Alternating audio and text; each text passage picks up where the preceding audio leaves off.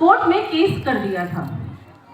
तो हमारे सभी जैन उस समय श्वेतांबर, दिगंबर, 20 पंथी, 13 पंथी, जितने भी पंथी थे सब एक हो गए और हमारी बहनों ने, बेटियों ने जैन धर्म की रक्षा के लिए जागरूक किया लोगों को, गली गली में जाकर नुक्कड़ नाटक किया। अब इस नुक्कड़ नाटक में कोई ये रंगमंच पे तो होता नहीं है कि वेशभूषा में आए, तो एक नॉर्मल वेशभूषा में ही आकर पात्र बदलते जाते हैं और अपना नाटक कंप्लीट करते हैं। तो इस नुक्कड़ नाटक के द्वारा हमारी बेटियां, हमारी बहनें आपको संदेश देने आई हैं कि जो हमारी संथारा है वो कोई आत्महत्या नहीं है, बल्कि वो एक आत्म साक्षात्कार है। बहुत ध्यान से उनके डायलॉग को सुनिएगा, जरूर आपके दिल को छुएंगे, क्योंकि वो हमारे जैन धर्म की महिमा को ही बताते हैं। चलिए चलते हैं हम नुक्कड़ नाटक की तरफ।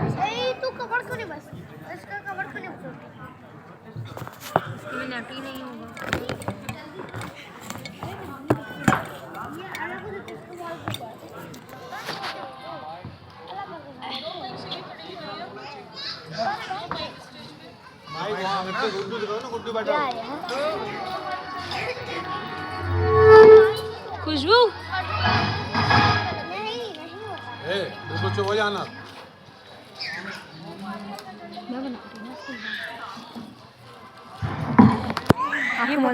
हाँ, पकड़ो किसी से भी बनाना। पकड़ो, मैं वहाँ जा रही हूँ म्यूजिक सेट करवाने। पकड़ो पकड़ो पकड़ो, दोनों से बना लेना जैसे तुम्हें सही लगे। इसको बुलाओ। दर्शिका आज सुबह पालकी में घूमी, फिर बहुत थक गई है सब, इसलिए थोड़ा सा रिलैक्स हो जाइए। Hello check. सब याद रहेगा, घबरा नहीं से भूल ना जाए। स्टार्ट होगा, यहाँ बैठो। देखिए चोटियों जनाब जागिए, एकता का बिगुल अब बजा दीजिए।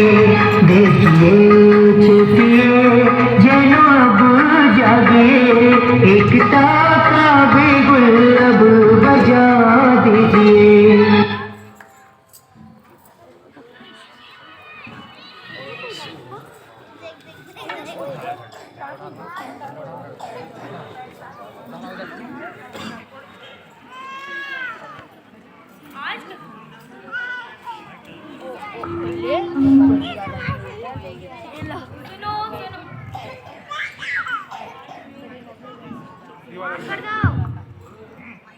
हेलो। सुनो सुनो सुनो, मेहरबान, कदरदान, साहिबान, आजकल की जैन धर्म को न समझने वाले जज, मजिस्ट्रेट, साहिबान, आज दिखाएंगे हम सबको कितना है जैन धर्म महान। संलेखना या संथारा की क्या है पहचान, क्यों करे लोग इसे बदनाम, आत्मघात या आत्म साक्षात क्या है, क्या कहते हैं ज्ञानी जन।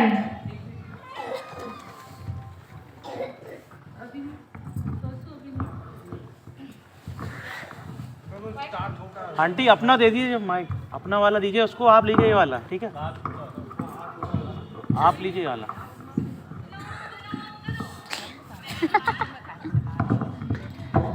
बस ठीक।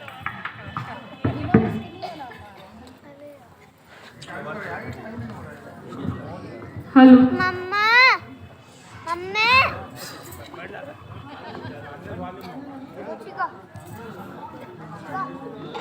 ए बच्चों,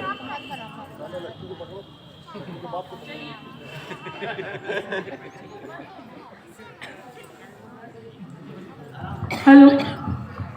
चलिए अब हम शुरुआत करते हैं एक नुक्कड़ नाटक की, एक अम्मा के दृढ़ निश्चय की, उनके साहस की, कि कैसे उन्होंने अंत समय में संलेखना को धारण किया और वीरों के समान मरण करने का निश्चय लिया। माँ और बेटी। माँ सुनिए, आज मैंने आपकी पसंद का भोजन बनाया है, चलिए कर लीजिए। नहीं बेटा, अब और नहीं होगा, जिंदगी बीत गई भोजन करते करते। पर माँ, जिंदगी चलाने के लिए तो भोजन करना ही पड़ता है। अब इस शरीर में कुछ बचा ही नहीं है, जो भोजन करे। तू मुझे माता जी के पास ले चल।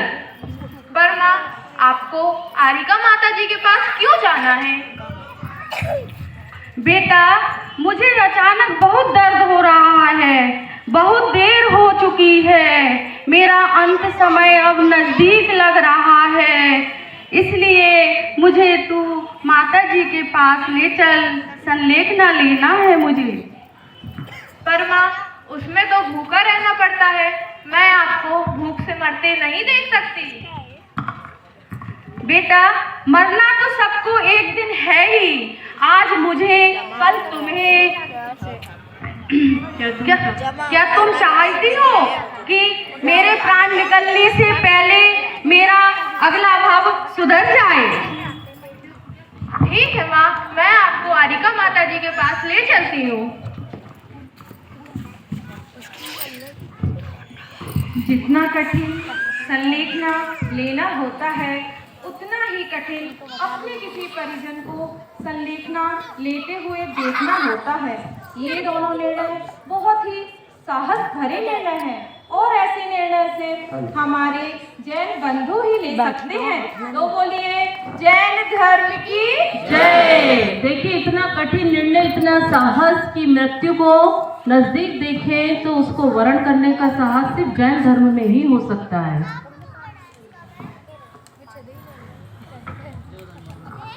दीदी कहाँ कैसे रहा? अम्मा जी ने देखा कि जब खाने में असमर्थ, पीने में असमर्थ और जीने में भी असमर्थ हैं, तो नीक काम किया और निकल पड़ी संथारा को। जब मौत को सामने जान लिया तो बोलिए जैन धर्म की जय। इस तरह से हमारे नुक्कड़ के कलाकारों ने हमको समझाया कि किस तरह से एक अम्मा जी ने संलेखना ली है और अम्मा जी माँ के पास जाएंगी।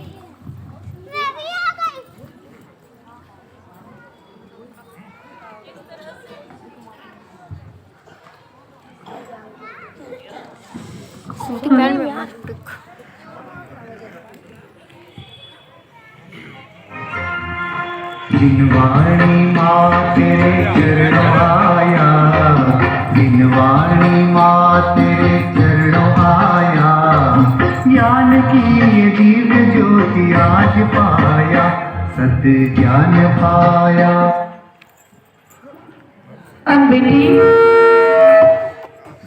अब बेटी माँ को लेके आरिका श्री के पास आती है। माँ संलेखना लेंगी आरिका श्री के पास।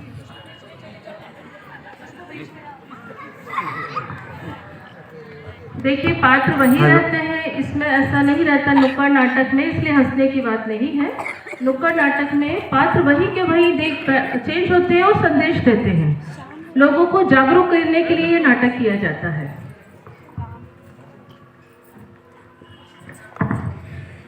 वंदामी माता जी।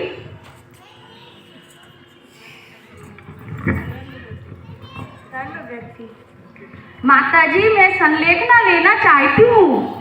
पर अम्मा, आप संलेखना क्यों लेना चाहती हैं? अब माता जी, इस शरीर में अब कुछ बचा ही नहीं है। मुझे हर कार्य के लिए अपने परिजनों का सहारा लेना पड़ता है। क्या मालूम अंत समय मेरी सांसों की डोर कब टूट जाए। इसलिए मैं मरने से पहले संलेखना लेना चाहती हूँ। अम्मा, बात तो सही है, पर संलेखना लेना इतना भी आसान नहीं है। कर पाओगी? बड़ा कठिन है। मैंने अपने जीवन में इतने व्रत उपवास किए हैं, इसलिए तो किए हैं कि अंत समय आए तो मैं संलेखना ले सकूं। बात तो ठीक है, लेकिन व्रत और उपवास तो कुछ दिन के हैं, संलेखना तो अंत तक चलती है। माता जी, इस शरीर का तो कुछ पता नहीं क्या, पर आपका सानिध्य मिला तो ये भी कर लूंगी। अम्मा, आप घर पर रहकर कर पाएंगी? नहीं माता जी, मैं घर नहीं जाऊंगी, मैं आपके सानिध्य में ही संलेखना लूंगी। ठीक है अम्मा, आज से मेरा सारा संग आपकी संलेखना में मदद करेगा। वंदामी माता जी।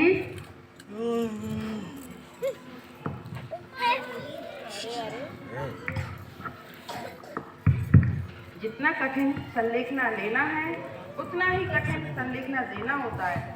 माता जी जब ये देख लेती हैं कि संलेखना लेने वाला संलेखना निभा सकता है या नहीं, तभी वह संलेखना देती हैं। तो बोलिए जैन धर्म की जय। थोड़ा जयकारा जोर से लगाइए। इतनी अच्छी विधि बताई जा रही है संलेखना की, तो बोलिए जैन धर्म की जय। बहन, तुम्हें पता है अम्मा जी को 2 महीने हो गए हैं संलेखना लिए। अच्छा बहन, तो क्या वे कुछ भी नहीं खाती पीती? नहीं, पहले तो उन्होंने और अन्न पानी खाया, अब उन्होंने माइक पास में रखो। पहले तो उन्होंने अन्न खाया, अब उन्होंने अन्न भी त्याग दिया, अब वो सिर्फ गर्म पानी ही लेती हैं।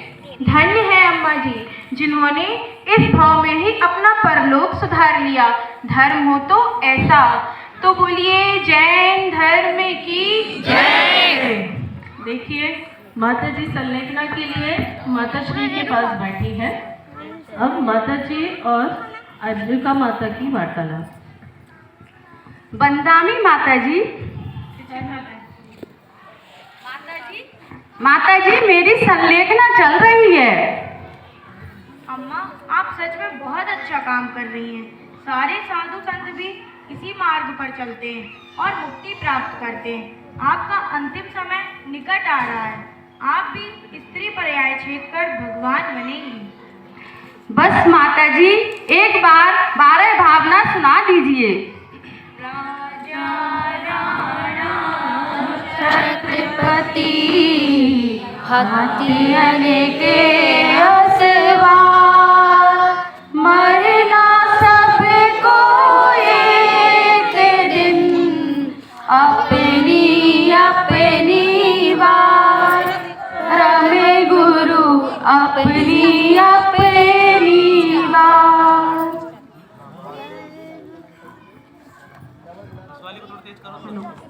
अभी आपने देखा कि संलेखना का रास्ता कितना कठिन है।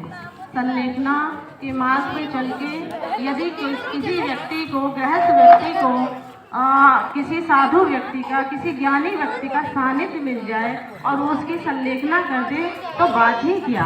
बोलिए जैन धर्म की जय। देखिए इस तरह से अम्मा जी ने संलेखना ले ली माता जी के सामने, लेकिन ये बात हमारे संलेखना ली, लेकिन ये बात हमारे जैन धर्म के विरोधियों को नहीं जमी। उसके पहले थोड़ा सा एक नृत्य के द्वारा फिर उसके बाद का आगे का पाठ। जिनवाणी माँ तेरे चरणों आया, जिनवाणी माँ तेरे चरणों आया, ज्ञान की ये दिव्य ज्योति आज पाया, सत्य ज्ञान पाया। अब हमारे देखेंगे आप, कुछ लोगों को ये बात पची नहीं, तो कुछ संलेखना की विधि जो कुछ अज्ञानी को खटकने लगी और वे आगे इसका विरोध करने के लिए। तो हमारी जैन बहनें उनके प्रश्नों का इतना सटीक जवाब देकर किस प्रकार उन्हें निरुत्तर करती हैं, देखिए। अरे अरे ये तो आत्महत्या है, आत्महत्या है, आत्महत्या है। नहीं नहीं, ये नहीं नहीं। आंटी आप अपना माइक दे दीजिए। अरे बेटू बार बार नहीं आओ ना। अरे अरे ये आत्महत्या है, आत्महत्या है, आत्महत्या है। नहीं नहीं, ये आत्महत्या बिल्कुल भी नहीं है। अरे इस तरह से अन्न छोड़ देना आत्महत्या नहीं है तो और क्या है? अरे बहन, आप भी उपवास में अन्न छोड़ते हैं, हम भी उपवास में अन्न छोड़ते हैं, तो क्या हम उपवास मरने की इच्छा से करते हैं? नहीं, संलेखना कोई मरने की इच्छा से नहीं ली जाती। तो फिर आत्महत्या और संलेखना में क्या अंतर है बहन? मैं बताती हूँ आप। जब कोई व्यक्ति संलेखना लेता है, तो जब कोई व्यक्ति आत्महत्या करता है, तो वह व्यक्ति किसी न किसी बात से परेशान होता है, उसको किसी न किसी बात का दर्द होता है, वह परेशान होता है, अपना जीवन खत्म करना चाहता है। लेकिन संलेखना में ऐसा कुछ भी नहीं है। वह व्यक्ति बहुत ही शांत होता है और अपना मन अपने आप को बिल्कुल शांत रखता है, उसकी सारी इच्छाएं, कोई भी इच्छाएं शेष नहीं रह जाती हैं। तो फिर संलेखना कोई भी ले सकता है, गृहस्थ या साधु? हाँ बहन, संलेखना तो कोई भी व्यक्ति ले सकता है, पर इस बार इसमें एक नियम अवश्य है। संलेखना वही व्यक्ति लेता है या आचार्य श्री माता जी उसी व्यक्ति को संलेखना देते हैं जो इस योग्य होता है या जिसका अंत समय निकट होता है। लेकिन आत्महत्या में ऐसा कोई नियम नहीं है, संलेखना तो वीरों का काम है। अच्छा, समझ में आया।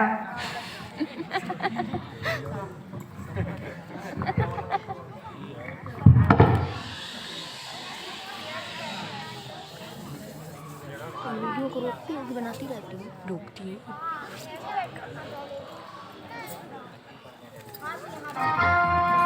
जिनवाणी माँ तेरे चरणों आया, जिनवाणी माँ तेरे चरणों आया, ज्ञान की ये दिव्य ज्योति आज पाया, सत्य ज्ञान पाया।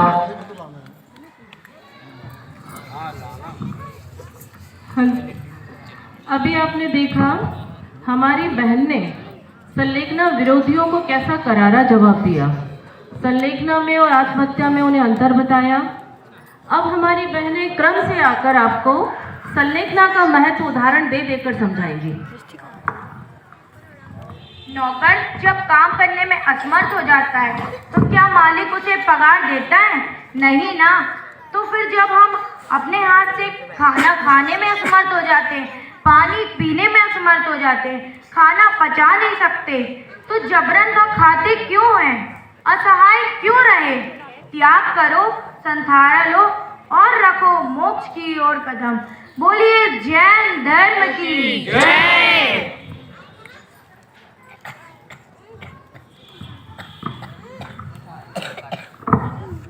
हमारे बुजुर्गों ने हमें सिखाया है कि हम साल भर कितनी ही मेहनत क्यों ना कर लें, लेकिन जब हमारे परीक्षा का समय आता है तो हमें और दुगनी मेहनत करनी ही पड़ती है।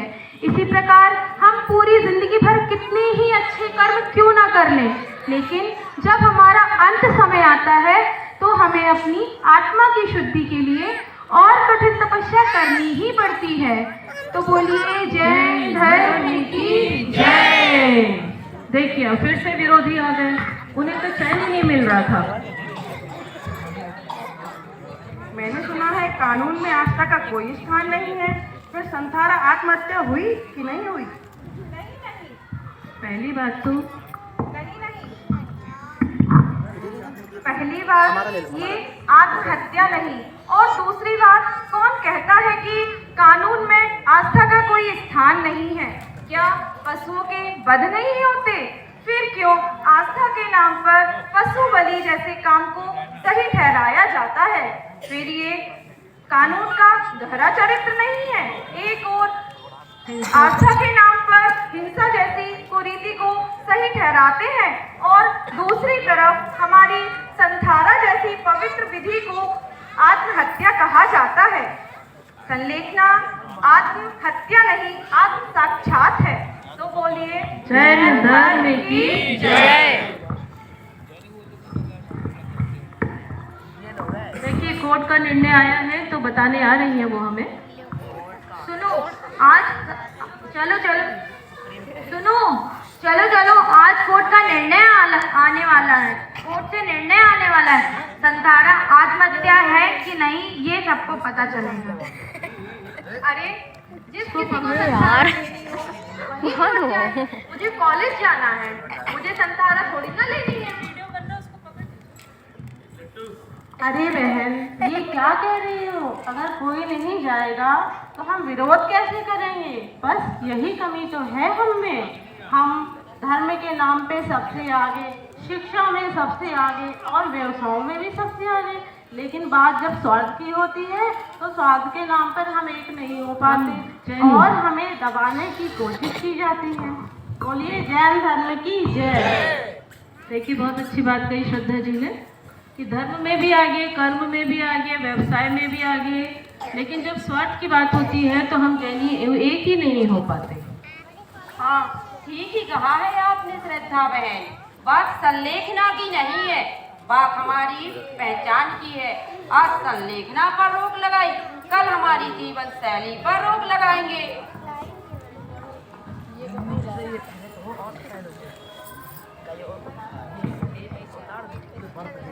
हाँ कविता बहन, सही कहा आपने। अगर हम सब एक न हुए तो एक दिन ऐसा आएगा कि हमारा जैन धर्म का अस्तित्व ही समाप्त हो जाएगा। बात नहीं है संथारा की, बात है हमारे आत्मसम्मान की, बात है हमारी पहचान की। तो बोलिए जैन धर्म की जय। सुना आप सबने, कितने हर्ष की बात है। कोर्ट ने हमारा मान रखा। संथारा आत्महत्या नहीं है, संथारा आत्महत्या नहीं है। चलिए हम सब एक प्रतिज्ञा लेते हैं। मेरी बहनों के साथ आप सब भी एक प्रतिज्ञा लें। सभी लोग प्रतिज्ञा लेंगे खुशबू के साथ। खुशबू बोलेगी, सब दोहराएंगे। हम जैन धर्म को डूबने नहीं देंगे, हम जैन धर्म को डूबने नहीं देंगे, हम जैन धर्म को झुकने नहीं देंगे, हम जैन धर्म को झुकने नहीं देंगे, हम जैन धर्म को मिटने नहीं देंगे, हम जैन धर्म को मिटने नहीं देंगे। क्योंकि ये कायरों का नहीं वीरों का धर्म है, क्योंकि ये कायरों का नहीं वीरों का धर्म है। बोलिए जैन धर्म की जय। इस तरह आप लोगों ने देखा कि सभी लोगों ने अपने अपने विचार रखे।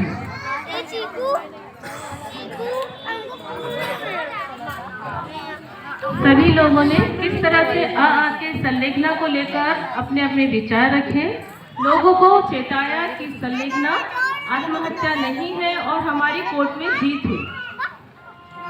दिनवाणी माँ तेरे चरणों आया, दिनवाणी माँ तेरे चरणों आया, ज्ञान की ये दिव्य ज्योति आज पाया, सत्य ज्ञान पाया।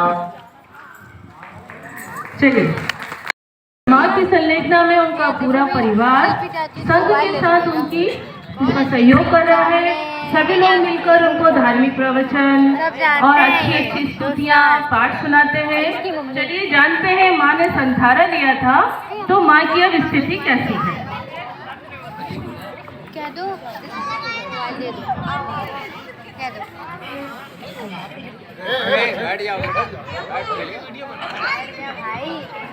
नमो हरिहंताणं नमो सेधाणं नमो हरियाणं नमो बझायाणं नमो लोहे सभ्ये साहुरम्।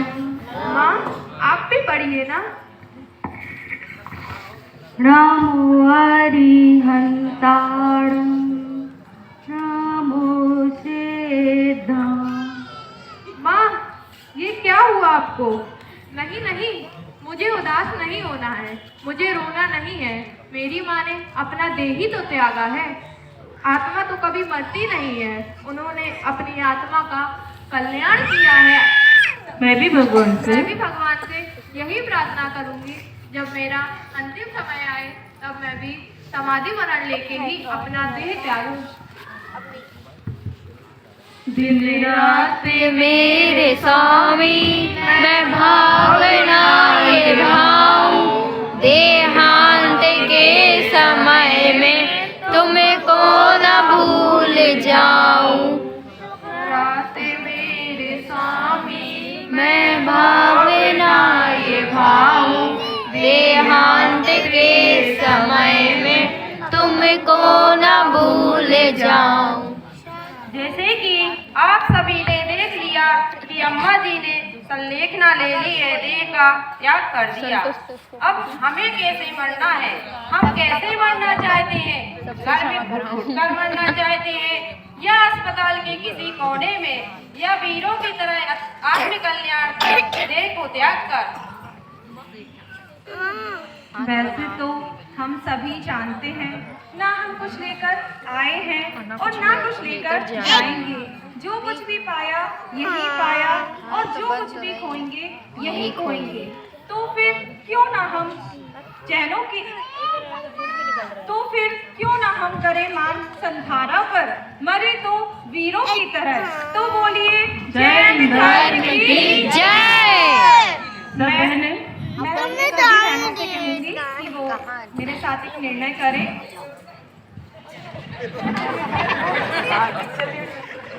भाई नुक्कड़ नाटक है ये, एक्चुअली थोड़ी उनका समाधि मरण हुआ है। महावीर के वंशज हैं हम, महावीर के वंशज हैं हम, महावीर के वंशज हैं हम, महावीर के वंशज हैं हम, मरने से नहीं डरते हैं, मरने से नहीं डरते हैं, जब मौत सामने आई तो, जब मौत सामने आई तो स्वागत उसका करते हैं, स्वागत उसका करते हैं।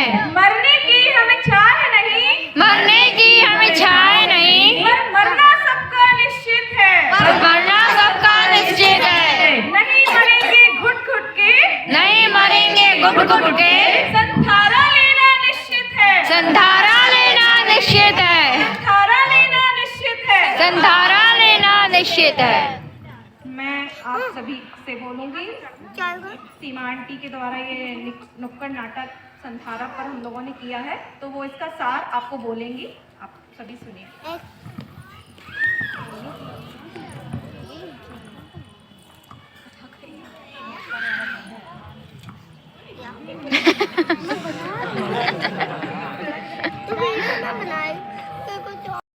दिल को छुआ आपके? बहुत अच्छी बहुओं की मेहनत सफल हुई। चलिए बहुत बहुत धन्यवाद। कईयों ने तो पहली बार स्टेज पे आई है, जैसे हमारी श्रद्धा, वैसी हमारी आंगन से जुड़ी और श्रद्धा आई और बहुत ही अच्छे से उसने एक दिन में ही सब याद करके सुना दिया था। तो आज जो हमने देखा समाधि, समाधि किसका नाम है? निहि कषाय, मतलब क्रोध मान माया लोभ, इन चारों कषायों से शांत परिणाम, और मरण मतलब इन शांत परिणामों से मरण होना, ये होता है कषाय मरण। मैं जो समझती हूँ जितने भी जैन स्वाध्यायी हैं, जो भी हैं, वो इस समाधि मरण के महत्व को बहुत अच्छे से समझते हैं और हमेशा यही भावना भाते हैं कि भगवान हमारा भी समाधि मरण हो। जब हमारा मरण हो तो ज्ञानी जन हमारे पास रहे और हमें कुछ ना कुछ स्तुति, कुछ ना कुछ सुनाते रहे, जिससे कि हम अच्छे परिणामों से मरकर जाएं और अपना अगला भाव सुधारें। जब भी वो अपना मरण समय निकट देख लेते हैं तो एक शेर के समान गर्जते हैं और संलेखना लेकर वीरों के समान मरण को प्राप्त करते हैं। तो मैं चाहती हूँ कि आज हम जितने भी यहाँ बैठे हैं यही भावना भाई कि भगवान हमारा भी समाधि मरण हो और हमारी भी गति सुधरे। बोलिए जय जिनेन्द्र। अभी तो मैंने नाटक किया है संलेखना लेने का, लेकिन मैं यही भावना भाती हूँ कि मेरा अंत समय भी ऐसा ही हो संलेखना से। राज्य की जय।